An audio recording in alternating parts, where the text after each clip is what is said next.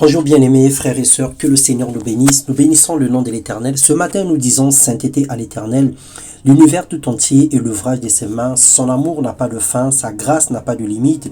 Il est plein de compassion et il est infiniment bon. Il renouvelle pour nous chaque jour ses bontés. Il combat pour nous les combats visibles et invisibles. Et il nous accorde la grâce d'être compté parmi les vivants. Comment n'est pas le louer, comment n'est pas le célébrer. Bienvenue dans notre méditation quotidienne. Ce matin, nous allons partager la parole de Dieu. Le thème de notre méditation, c'est la main de l'Éternel et la face de Dieu. Sa correction, mais également son amour. Nous lisons dans 1 Samuel, le chapitre 12, le verset 14, le verset 17, la Bible déclare « Si vous craignez l'Éternel, si vous le servez, si vous obéissez à sa voix, et si vous n'êtes point rebelle à la parole de l'Éternel, vous vous attacherez à l'Éternel votre Dieu, vous et le roi qui règne sur vous. Mais si vous n'obéissez pas à la voix de l'Éternel, et si vous êtes rebelle à la parole de l'Éternel, la main de l'Éternel sera contre vous, comme elle a été contre vos pères. » Bien-aimés du sang dans le Seigneur, la méditation de la parole nous conduit à comprendre que l'expression « chercher la main de l'Éternel » est synonyme de désirer la bénédiction, de désirer quelque chose de lui, tandis que chercher la face de l'Éternel est l'image de rechercher sa grâce, sa miséricorde ou son intervention divine.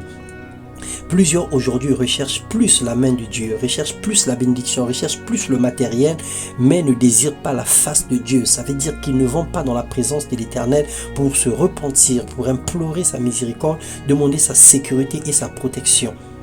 Nous ignorons notre salut quelquefois et nous ne croyons même plus à la vie après la mort, ni au retour de Jésus-Christ. Dieu attire continuellement à lui.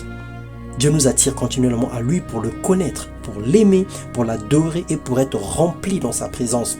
Il veut que nous puissions le servir de tout notre cœur et nous donner une espérance pour son retour. Malheureusement, nous désirons plus ses bénédictions que lui-même, plus sa puissance que sa justice, plus son approbation que sa correction.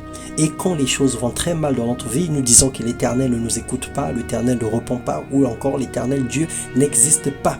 Nous chavirons et nous nous détournons de sa face. La Bible déclare que la main de l'Éternel n'est pas courte pour toucher, pour sauver, ni son oreille trop dure pour entendre, mais ce sont nos crimes qui mettent une séparation entre nous et notre Dieu. Ce sont nos péchés qui nous cachent sa face et l'empêchent de nous écouter. Car nos mains sont souillées de sang et nos doigts de crime. Nos lèvres profèrent le mensonge et nos langues font entendre l'iniquité. Personne ne plaide avec justice, personne ne se plaint avec droiture, on s'appuie sur des choses vaines et disent des faussetés.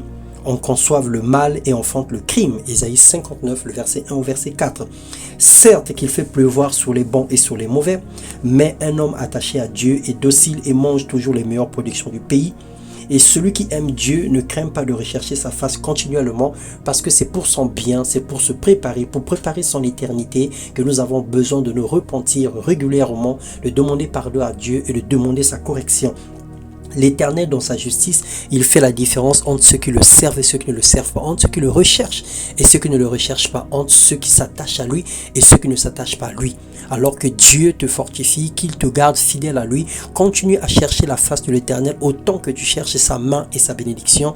Continue à venir tous les jours dans la présence de Dieu autant que tu désires voir les jours heureux.